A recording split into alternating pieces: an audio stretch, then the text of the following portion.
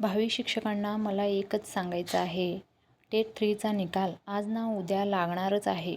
पण तुम्ही उगीच ह्या यूट्यूबरने ते सांगितलं, ह्या यूट्यूबरने ते सांगितलं, नॉर्मलायझेशन होईल की नाही किंवा IB+ एवढा वेळ लावत आहे म्हणजे नक्कीच सेटिंग चालू आहे. अशा एक नाही तर असंख्य गोष्टीकडे लक्ष देऊन स्वतःचा वेळ का वाया घालवत आहात?